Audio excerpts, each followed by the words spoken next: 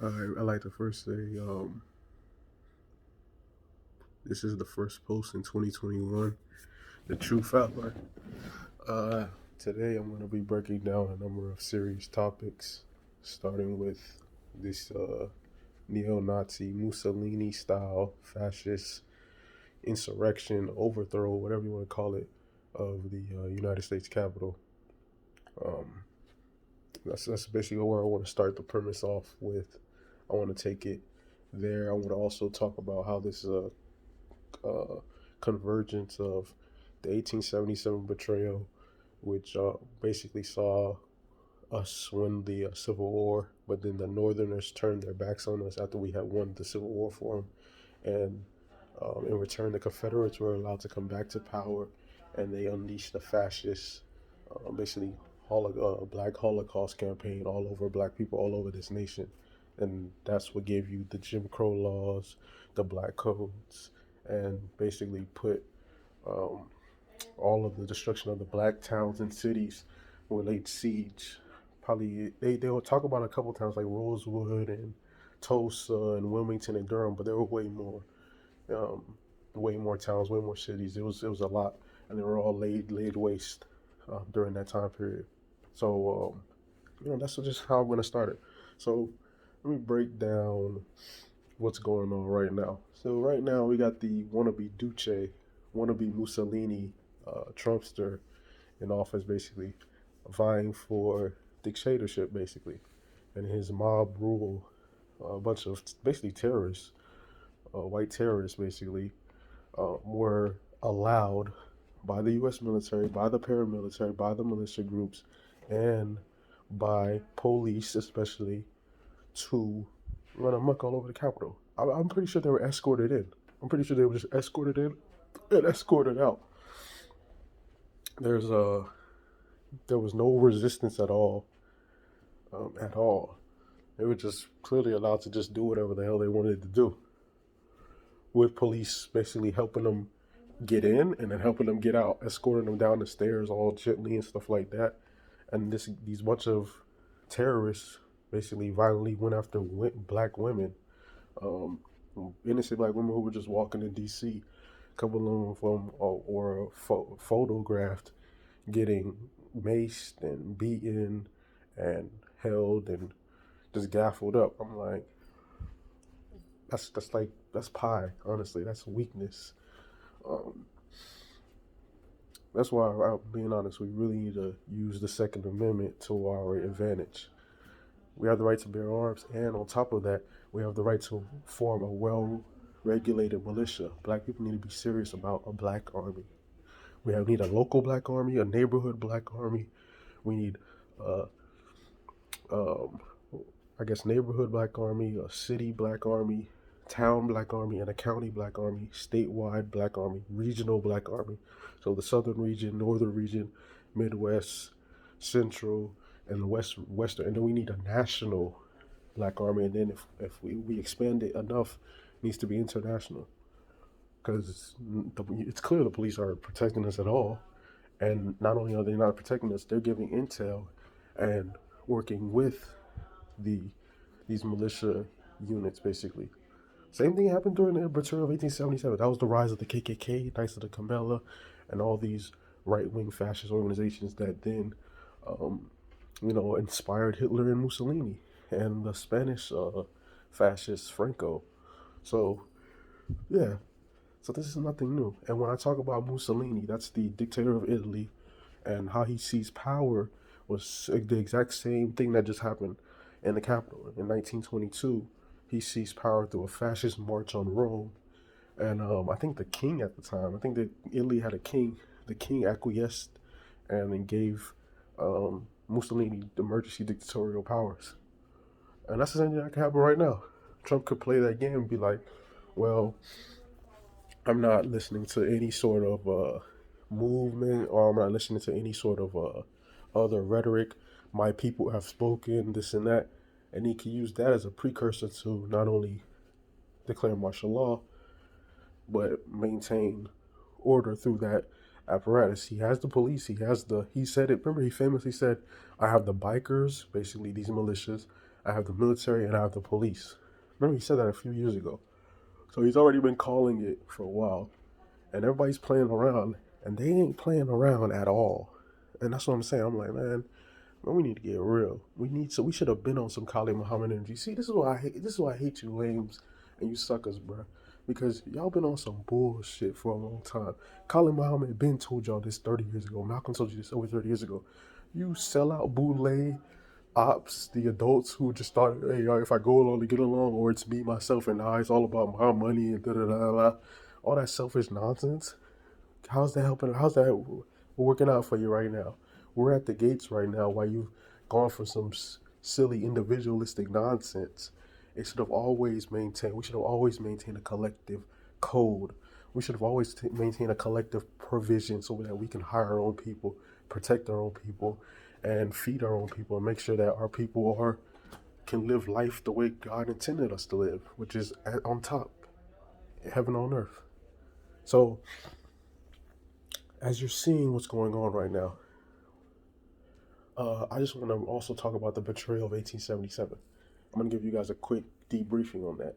So, whether you guys know it or not, black people are the reason why the Civil War was won, and black people are the reason why formal chattel slavery was in it. We already know that the 13th, 14th, the 15th Amendment are a bunch of co-ops, and that the amendment says slavery is legal as punishment for a crime. So we know it was never officially abolished. They used the trick bag. So, but the overt form of it was defeated because not only because of the Civil War, but also because of the Seminole Wars, which were or called the Black Gullah Wars, which were black people who in maroon sit towns, and black people who had basically freed themselves out of bondage, formed groups and alliances with Aboriginal black people as well, and they waged war on the U.S. For over 100 years, and honestly defeated the U.S. You know, in all over Florida, Georgia, and especially during Andrew Jackson's administration, they really gave it to him. And I mean General when he was General Andrew Jackson. So yeah, he's known as this big hero, but when he had to deal with us, we gave him that work. We need to get back in this mindset because they're ratcheting things up. So let me go back to the betrayal of 1877. So you have this period basically from 1861 to 1865, Civil War. Um, Leading up to it, the Seminole Wars were heavy, and that was kind of putting a strain on slavery. They didn't know if they could maintain it because of the pressure. And then during the Civil War, the Confederacy was defeating the Union. I've spoken on this on different videos, and you guys might know what the Civil War is about. So first 2 years, Confederacy was defeating the Civil War, and then the Confederacy was defeating the Union during the Civil War, and then the right after basically the Union was getting whooped badly, and they thought they were about to lose it all, but Lincoln, during the Civil War, refused to allow black soldiers to fight because he knew if they had fought, then they would have an equal claim and equal stake in this land.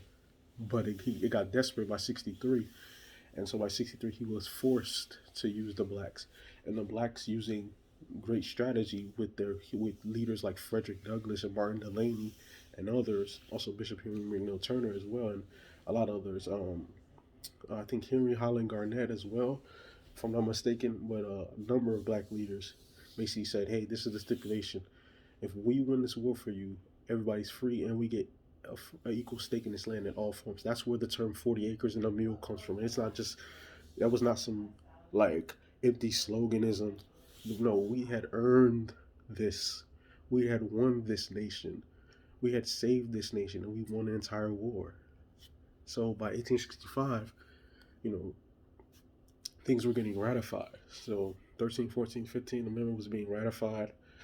Um, the southern states were under federal troops, um, and the black people who had freed themselves now were building cities all over the United States, building communities all over the United States, just taking over, just going ham, man. Remember, read that book up from slavery. It talks about it. By, I think, Booker T. Washington talks about it, and it was just it was crazy. It was amazing, and you had the Freedmen's Bank, which was used to was going to be used to fund all type of projects and empowerment business endeavors that was black owned and things like that, and with black money. But the North and the South had a hotly contested election. I think Tilden versus Rutherford B. Hayes, if I'm not mistaken, and the decision was made basically the compromise, aka the betrayal. Basically, like they were tired. The North and the South was very eerie about black people basically taking over. They didn't want that. Neither the Northern leadership, who we had fought and won for, and the Southern defeated groups didn't want to deal with that. So a deal was made, a backroom deal was made that hey, we will remove the Southern troops, the federal troops from the South, and you can lay siege and do to your niggas as you will. And so literally, right after all of that, the all these fascist groups or terrorist groups at that time went ham basically, and now you're seeing the same precursor to that right now. Literally, you're seeing the same precursor to that right now. Like they're calling, it's the same sort of precursor. So, man, that's basically what happened. And then you had the betrayal. They betrayed us. We were supposed to get 40 acres and a mule, and that's why we're in the condition right now. That decision set the stage for why 150 years almost later, like people are still in this condition because truthfully we were supposed to get an equal stake, and truthfully we were actually supposed to rule it because we were the reason why the nation was saved in the first place, and we had won a civil war. So in essence, we were supposed to honestly take it all over. So that's what's going on right now. Now, right now, the same remnants from that era, which never went away, is now making their final stand because their numbers are now below, a negative birth rate. So more of them are dying than are being born. You know, the drug epidemic is going out of control in these communities, even though it's not being broadcast. A lot of them we're starting to fill up a lot of the jails as well, and you know, things are just at an impasse right now. So they're trying to maintain power by force now, but we ain't backing down. We ain't backing down at all.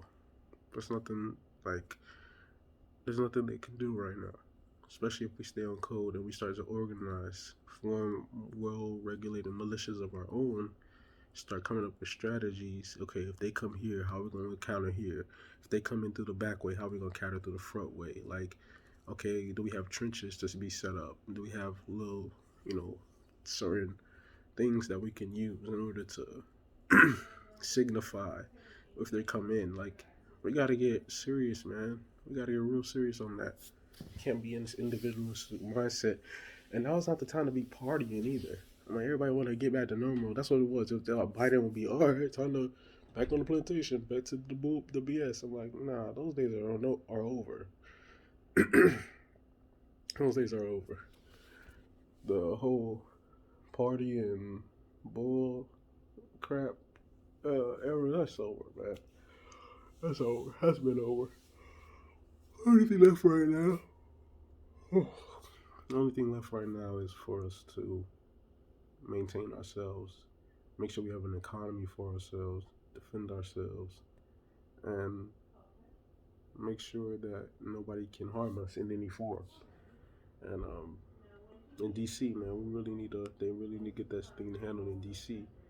And they're trying to, kind of embolden themselves everywhere. Like not just DC, but LA. I feel like they're gonna do it in all. They want to make a statement. They want to go to all the black cities. I bet. I feel like to like let it be known that yeah they're claiming the cities or whatever. I don't know, but that could be a strategy where they hit L.A., Atlanta, um, Miami, Houston, St. Louis, Baltimore, stuff like that. And I would say we just gotta, stay vigilant, stay right, and strategize with your family and your neighbors and people you trust. That's it. Keep the coons out the mix. Get that regulated militia and keep your Second Amendment game and your hand game right. That's it. If you're a guy, keep doing your push-ups. Like I said in the last video, now's not the time for the body yachty challenge, for real.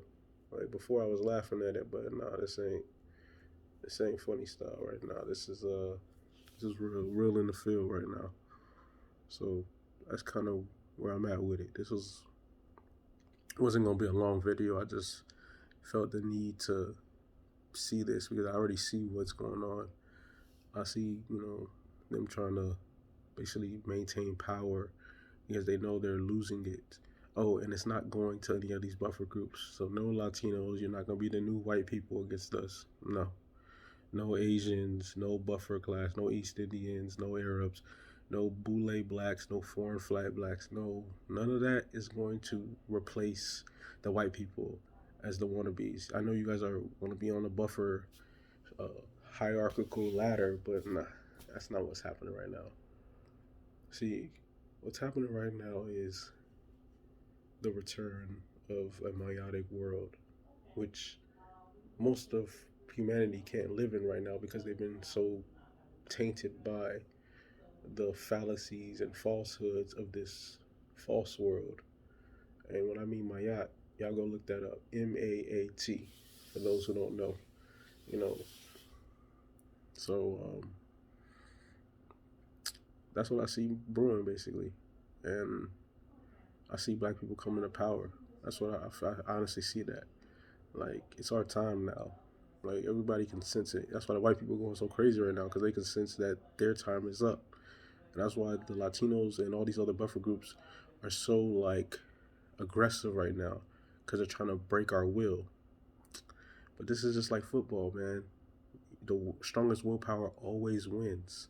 Momentum always carries through.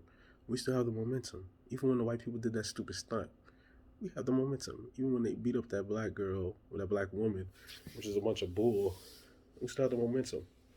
And to my black queens, man, y'all gotta link up with the brothers for real. That's solo dolo, me, myself, and I'm independent. That's not gonna work right now. That era is over. The independent woman, hot girl summer era, that era is over. Start linking up with the brothers. I'm talking about the brothers of substance. I ain't talking about these. I'm not talking about these low level lames. No. I'm talking about the brothers of substance who bought it and got that knowledge of self, but also have warrior soul. It's warrior season right now. Khalid Muhammad said all of this already. He already predicted all of this. This is why I get so mad, because even before I was on this earth, y'all had Khalid Muhammad. Y'all had all the leaders, and y'all wasn't following their instruction because they peeped already what was going on. Y'all were just allowing them to be on the fringes instead of pushing them up to the forefront and protecting them. Y'all could have put money together to make sure that they were good. Y'all could have, um, y'all could have made sure Khalid was good. Like, y'all be making it seem like, oh man, well, we can't do this or that. We gotta just stay on code and decentralize it. No, you need a chain of command. You need an organization. You need a program. You need strategy.